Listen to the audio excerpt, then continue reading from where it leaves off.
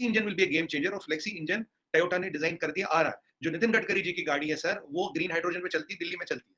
तो green hydrogen, flexi, ये सब चीजें जो हम करें, if you are able to secure food and fuel, our borders are secure, rupee is getting international, our foreign exchange reserves are intact, so we are in control।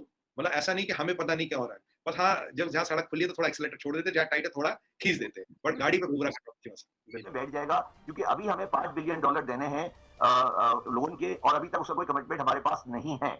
अगर हम IMF से agree कर लेते हैं, अगर आईएमएफ हमें पैसे दे देता है, तो फिर हम जाके उन $5 बिलियन वालों को जाके बात करेंगे कि आप हमें डेफरमेंट दें, और डेफरमेंट के बाद हम बच जाएंगे। मगर उस डेफरमेंट के बाद भी अगर हमने इंपोर्ट का बिल अपना $10 बिलियन से कम नहीं किया, जिसकी कोई इंडिकेशन नजर नहीं आ रही है, तो 30 जून 2023 तक पाकिस्तान को डिफॉल्ट से कोई नहीं बचा सकता, अगर आईएमएफ हो या आईएमएफ नहीं हो।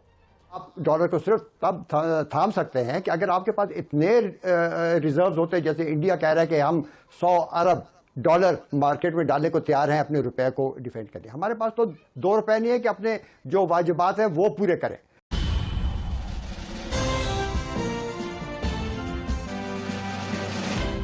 नमस्कार दोस्तों, आपका बहुत बहुत स्वागत है अपने न्यू अपडेट्स चैनल में। दोस्तों, आपको आइडिया होगा कि भारत के डॉलर में भी गिरावट है। आज डॉलर की कीमत 80 रुपये 1 पैसे है, लेकिन हमारे पड़ोसी मुल्क पाकिस्तान जैसे हाल नहीं है, जहां पर एक्सपर्ट बता रहे हैं कि डॉलर 250 रुपीस पार होने की उम्मीद है। एक तरफ डॉलर का बढ़ना सामान इंपोर्ट करने वालों पर बड़ा असर करेगी, वहीं एक्सपोर्ट करने वालों को फायदा होगा। कहने का मतलब है कि एक हाथ से जाएगा तो दूसरे हाथ से आएगा। हाँ, इसके साइड इफेक्ट भी हैं, मगर इससे हटकर भी भारत का 5 साल का मास्टर प्लान है। इस प्लान के तहत भारत 5 साल में अपनी डिपेंडेंसी क्रूड ऑयल और गैस से हटाएगा। और आपने ध्यान दिया होगा कि आजकल बड़ी ही तेजी से इलेक्ट्रिक कार्स बन रही हैं या डेवलप हो रही हैं, और अन्य एनर्जी का भी डेवलप करके उन चीज़ों को कन्वर्ट किया जा रहा है जो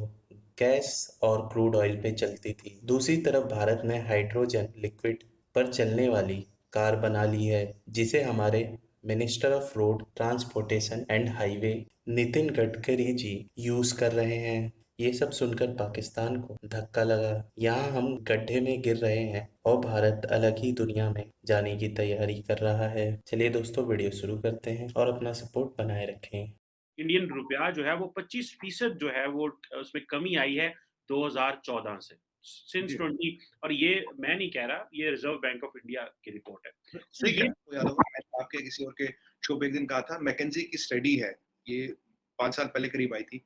if Indian women 50, 60, 70% start only contributing $100 पर मंथ, 70% वुमेन को वर्कफोर्स में $100 पर मंथ लाए, our GDP will double in 2 years, बिना और कुछ करे, कुछ नहीं करना।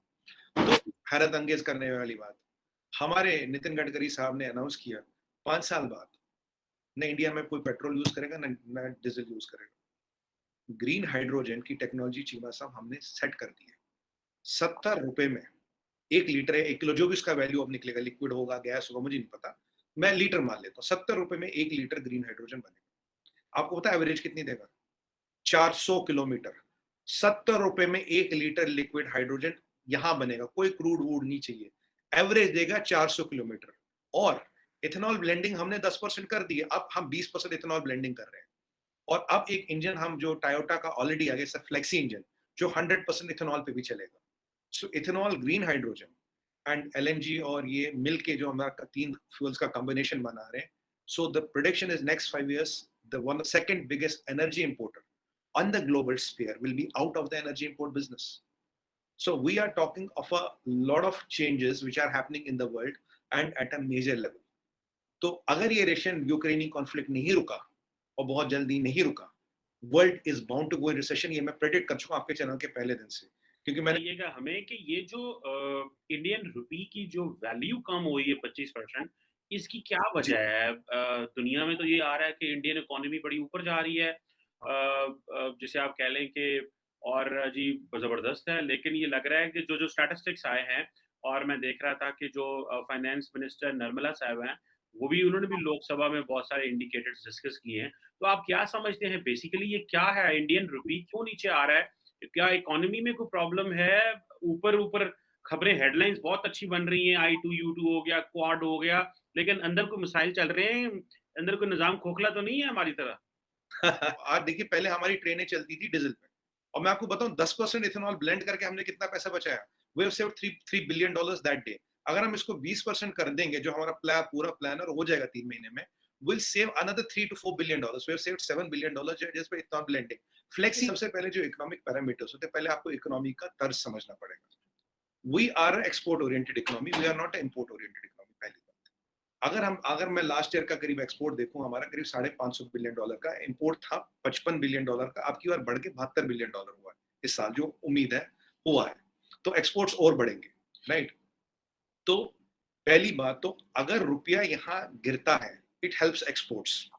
अगर रुपया यहाँ गिरता है, इट हेल्प्स एक्सपोर्ट, बिकॉज अगर हम import oriented economy, wherever imports are more than the exports, तब ये बहुत बड़ा और घातक चीज है, मतलब कि इकोनॉमी की तबाही है। मैंने आपको रेशियो बताया, नंबर बताया, started with that. Last year को इस ईयर का प्रोडक्शन क्या है, दो थोड़ा हमारा इंपोर्ट्स बढ़े हैं करीब $24 बिलियन के आसपास, जो हमारा साल एंड तक एक अंदेशा है। पहली बात। दूसरी बात, चीमा साहब, अगर आज फॉरेन एक्सचेंज रिजर्व की बात करें, $580 billion as we talk today, which is third highest in the world. 8.5% growth rate, IMF, World Bank, every international rating. Our credit rating is A+, कोई दिक्कत नहीं from all the credit rating agencies. Our industrial input has increased, GDP 3.3 trillion by the year end, by absolute GDP, 11.75 trillion by PPP. ठीक है, inflation 7%, US inflation 7%, which is lower than the Asian inflation. And by the way, जो हम 7-7.5 की बात करें, US का भी inflation का नंबर आया है, that is 9.1%, this highest in 41 years. Highest in 41 years. American bank से सीधा 1% इंटरेस्ट बढ़ाया है टू कंट्रोल द डॉलर। देखिए, जब इन्फ्लेशन है, अभी अगर हम बात करें दूसरी, जो रशियन यूक्रेनी वॉर हुआ, क्या हुआ, दो चीजें हुई, cost of food and fuel both have gone up. Food का कॉस्ट, व्हीट, चीमा साहब, as compare to last year is gone up by 42% globally. Fuel is gone up by 55% globally, जिससे इन्फ्लेशनरी प्रेशर्स हर इकोनॉमी में, इसलिए every economy has kind of dollar has become stronger with every economy. इसलिए US में 9.1% inflation है, जो 41 साल में नहीं हुई। यूएस में भी सबसे ज्यादा अनएम्प्लॉयमेंट है आज के डेट, ठीक है। अब इंडिया क्या कर रहा है, इंडिया ने रुपी ट्रेडिंग अनाउंस कर दिया, आपने पीछे देखो 6-8 दिन पहले, to protect our foreign exchange reserve. एक वेस्ट्रो अकाउंट खुलेगा इंडिया का, जिन कंट्री में, कतर इंडिया से रुपी में ट्रेडिंग कर रहा है, रशिया कर रहा है, काफी मिडिल ईस्ट की कंट्रियों ने रुपी ट्रेडिंग शुरू कर दिया, ठीक है। हमने अपने फॉरेन एक्सचेंज रिजर्व को बढ़ा रहे हैं हम, क्योंकि जब रुपये की डिमांड बढ़ेगी तो हम डॉलर को कंट्रोल करवाएंगे। $580 बिलियन का रिजर्व है, जो थर्ड हाईएस्ट है, and this reserve will last us around 11 months at current rate, assuming कुछ नया नहीं आता। बट एक और दिक्कत भी है, हमारा ट्रेड डेफिसिट ओवरऑल थोड़ा बढ़ा है, इंपोर्ट्स बढ़े हैं, because of increased oil prices, we are paying more money to import oil. इसीलिए फूड एंड फ्यूल को कंट्रोल करना है। हमने फ्यूल की व्यवस्था कर ली, फूड हमारे पास है, फूड हमारे पास है। आप ये भी जानते हैं कि out of 193 countries, 103 countries already return to IMF for bailout. तब भी एशिया पैसिफिक का चीज स्लो डाउन, अंडर कंट्रोल है। इसमें एक ही पेज है, चाइना की supply chain have become unreliable. कुछ नहीं पता चाइना में क्या रहा, जीरो कोविड के पीछे वो पड़े हैं, 80% चाइना को बंद करके बैठे हैं। अगर ऐसे में चाइना की सप्लाई चेन अनरिलायबल होते, वीट सिक्योरिटी दुनिया हमारी, तेल का प्राइस खुद ब खुद गिर रहा है। तीन चीजें समझिएगा, तेल का प्राइस खुद ब खुद गिर रहा है, चाइना की अनस्टेबल चेन्स है, फूड सप्लाई चेन्स, और वीट की किल्लत इज वेरी विजिबल। यहाँ रशिया ने गैस बंद कर दी यूरोप की, जर्मनी कह रहा मैं कोल नहीं लूंगा, कोल फॉरवर्ड से वहां नहीं चलेगा। अगले साल जर्मनी में the cost of electricity and energy will be 3 times। IMF का चीफ आज कहता है कि world is looking at a tough 22 and tougher 2023। अगर लड़ाई, अब यूरोप का इकोनॉमिक आउटलुक मैंने आपको बोला था 2.5 2.6 आएगा, आज 2.6 अनाउंस हो गया। मैं ये भी कह रहा हूँ ज्यादा, आप चीमा साहब रुकिए 15 दिन, अगस्त में यूएस अपना नया रेपो रेट अनाउंस करेगा। अगस्त में, कितने दिन, ज्यादा दिन है नहीं। ये इकोनॉमिक आउटलुक 2% के नीचे नहीं गया। वर्ल्ड का इकोनॉमिक आउटलुक 1.5% कम किया, 2% कम होगा। यूएस की ग्रोथ रेट कम है, चाइना की ग्रोथ रेट कम है। We are heading for a tough time, that is what is happening, and in this condition we are protecting our economy from all the sides. RBI ने काफी चीजें लाई है, एक बड़ा स्टेप मैं मानता हूँ ये रुपी में इंटरनेशनल ट्रेड अलाउ करना। This protects our foreign exchange reserves and makes rupee a global currency in a very slow but staged process. By the way, oil imports from Saudi Arabia are down by 13%, and from other Middle Eastern countries are another down by 12%. So total impact on the Middle Eastern oil is 24.56% as per last month. चलो दोस्तों, video में इतना ही। अगर video पसंद आए तो video पे like और कमेंट जरूर कर दें।